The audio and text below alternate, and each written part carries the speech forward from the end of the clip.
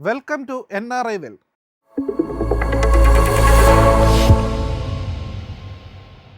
US-ൽ H-1B, L-1 visa ഉടമകളുടെ ജീവിത പങ്കാളികൾക്ക് automatic work permit പുതുക്കൽ കാലാവധി നീട്ടും.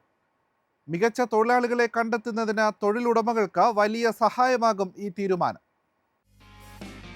US department of homeland security H-1B, L-1 visa ഉടമകളുടെ ജീവിത പങ്കാളികൾക്ക് ഓട്ടോമാറ്റിക് വർക്ക് പെർമിറ്റ് പുതുക്കൽ കാലാവധി 180 ദിവസത്തിൽ നിന്ന് 540 ദിവസമായി നീട്ടും.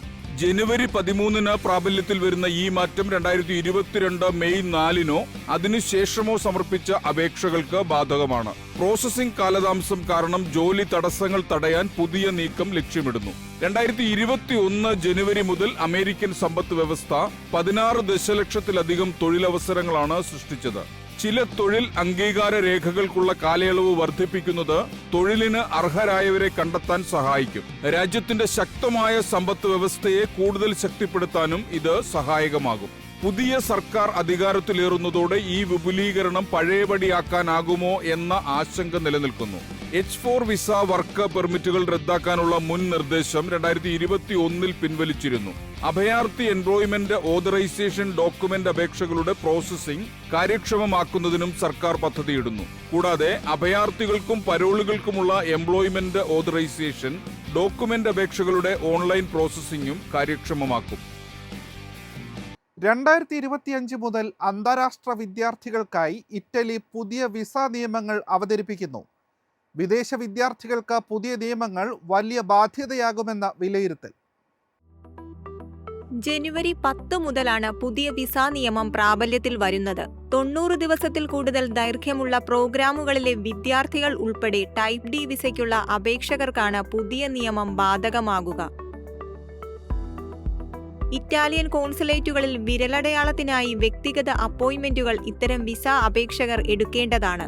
ഈ പുതിയ നിയമം കോൺസുലേറ്റുകൾക്കും വിദ്യാർത്ഥികൾക്കും വലിയ ബാധ്യതയാകുമെന്നാണ് വിലയിരുത്തൽ. വർദ്ധിച്ച ചെലവിനു പുറമെ നിരവധി വിദ്യാർത്ഥികൾക്ക് കോൺസുലേറ്റിലേക്ക് യാത്ര ചെയ്യേണ്ടി വരും. കൂടാതെ വിസ അപ്പോയിന്റ്മെന്റുകൾക്കായി വൻ കാത്തിരിപ്പ് നേരിടേണ്ടി വരും. ഈ പുതിയ ആവശ്യകത വിദേശത്ത് മുഴുവൻ സെമസ്റ്റർ ചെലവഴിക്കാനുള്ള വിദ്യാർത്ഥികളുടെ തീരുമാനത്തെ ബാധിക്കുമെന്ന ആശങ്കയുണ്ട്. 2022-23 അധ്യയന വർഷത്തിൽ US വിദ്യാർത്ഥികളുടെ ഏറ്റവും മികച്ച ലക്ഷ്യസ്ഥാനമായി ഇറ്റലി ഉയർന്നു. ഇന്ത്യൻ വിദ്യാർത്ഥികൾക്കും പ്രിയപ്പെട്ട ഇടമാണ് ഇറ്റലി. ഇന്ത്യയിൽ നിന്ന് ധാരാളം പേരാണ് ഇറ്റലിയിലേക്ക് അടുത്തിടെ പഠനത്തിനായി ചേക്കേറിയത്. കൂടുതൽ ഇന്ത്യക്കാരെ ആകർഷിക്കാനുള്ള പദ്ധതിയുമായി തായ്ലാന്റ്.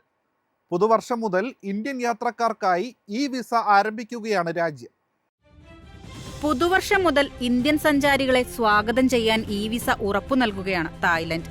ഇന്ത്യയിൽ നിന്ന് ധാരാളം വിനോദസഞ്ചാരികളാണ് ഓരോ വർഷവും തായ്ലൻഡിലെത്തുന്നത്. അതിനാൽ ഇവിടേക്ക് കൂടുതൽ ഇന്ത്യക്കാരെ ആകർഷിക്കാനുള്ള പദ്ധതികളാണ് ആസൂത്രണം ചെയ്യുന്നത്. ഇന്ത്യൻ യാത്രക്കാർക്കുള്ള 60 ദിവസത്തെ വിസ ഇളവ് തുടരും. അപേക്ഷകൾ ഈ വിസ പോർട്ടൽ വഴി ഓൺലൈനായി സമർപ്പിക്കാവുന്നതാണ്. 14 പ്രവൃത്തി ദിവസങ്ങളാണ് പ്രോസസ്സിംഗ് കാലാവധിയായി നൽകിയിരിക്കുന്നത്. അപേക്ഷകർ അതത് എംബസികൾ വിസ ഫീസ് അടയ്ക്കാൻ തിരഞ്ഞെടുക്കണം. കൂടാതെ കോൺസുലേറ്റ് ജനറലുകൾ ഓഫ്ലൈൻ പേയ്മെന്റ് ഓപ്ഷനുകളെക്കുറിച്ചുള്ള വിശദാംശങ്ങൾ നൽകും.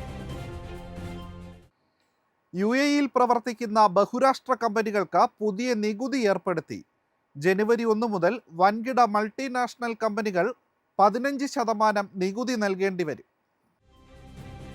Domestic minimum top up tax എന്ന പേരിലാണ് പുതിയ നികുതി ധനമന്ത്രാലയം ഏർപ്പെടുത്തുന്നത്. ജനുവരി മുതൽ MNC-കൾ ലാഭത്തിന്റെ 15% വാർഷിക നികുതി നൽകേണ്ടി വരും. 750 ദശലക്ഷം യൂറോയിൽ കൂടുതൽ ആഗോള വരുമാനമുള്ള ബഹുരാഷ്ട്ര കമ്പനികൾക്കാണ് UAE പുതിയ നികുതി ഏർപ്പെടുത്തിയത്. നിലവിൽ UAE-ൽ 9% വാണിജ്യ സ്ഥാപനങ്ങളുടെ കോർപ്പറേറ്റ് ടാക്സ്.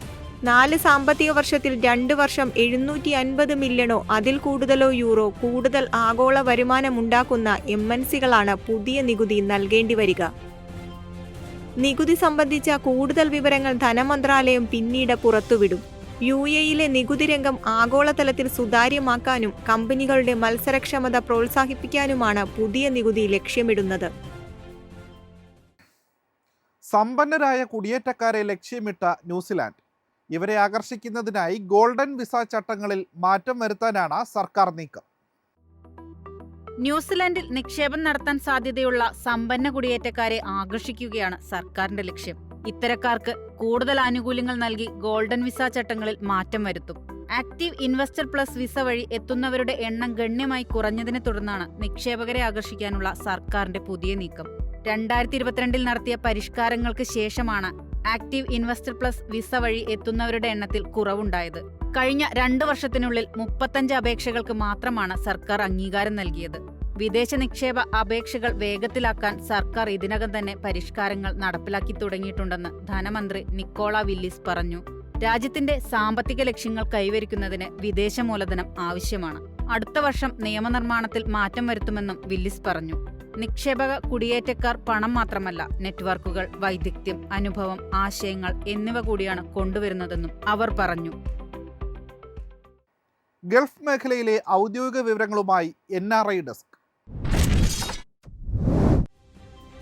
ദുബായിൽ ഗാർഹിക തൊഴിൽ വിസ നടപടികൾക്ക് ഏകീകരിച്ച ഡിജിറ്റൽ പ്ലാറ്റ്ഫോം ദുബായ് നൗ ആപ്ലിക്കേഷനിലാണ് ഇതിനായുള്ള സൗകര്യം ഏർപ്പെടുത്തിയിരിക്കുന്നത്. UAE-യിലെ സ്വകാര്യ കമ്പനികൾക്കുള്ള തൊഴിൽ മാർഗനിർദ്ദേശങ്ങൾ പുറത്തിറക്കി.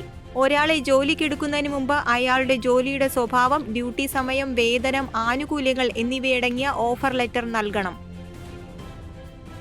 കുവൈറ്റിൽ പ്രവാസികൾക്കുള്ള ബയോമെട്രിക് നടപടികൾ പൂർത്തിയാക്കാനുള്ള സമയപരിധി അവസാന ഘട്ടത്തിലേക്ക്. ഡിസംബർ 31 മുമ്പ് നടപടികൾ പൂർത്തിയാക്കണം. ഒമാനിൽ പിൻവലിക്കുന്ന കറൻസി നോട്ടുകൾ ഡിസംബർ 31 മുൻപായി പൊതുജനങ്ങൾ മാറ്റിയെടുക്കണമെന്ന നിർദ്ദേശം. സെൻട്രൽ ബാങ്ക് ഓഫ് ഒമാനാണ് ഇതു സംബന്ധിച്ച നിർദ്ദേശം പുറത്തിറക്കിയത്. ദുബായിൽ മദ്യത്തിന് വീണ്ടും നികുതി ഏർപ്പെടുത്തുന്നു. ജനുവരി 1 മുതൽ പുതിയ തീരുമാനം പ്രാബല്യത്തിൽ വരും. ഒരു പക്ഷിയുടെ പേരിൽ അറിയപ്പെടുന്ന ഒരു നാടുണ്ട്. ആ നാടിൻ്റെ അഭിമാനമാണ് ആ പക്ഷി. ഏതാണ് ആ രാജ്യം?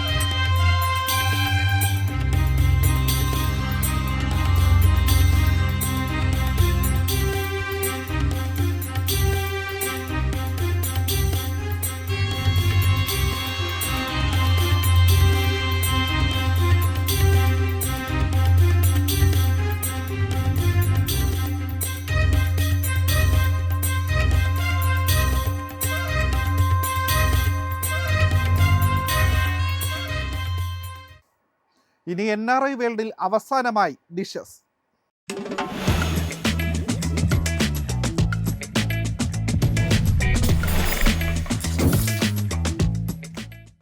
ലോകത്തിൽ ഏറ്റവും വില കൂടിയ വിഭവം ഏതാണ്?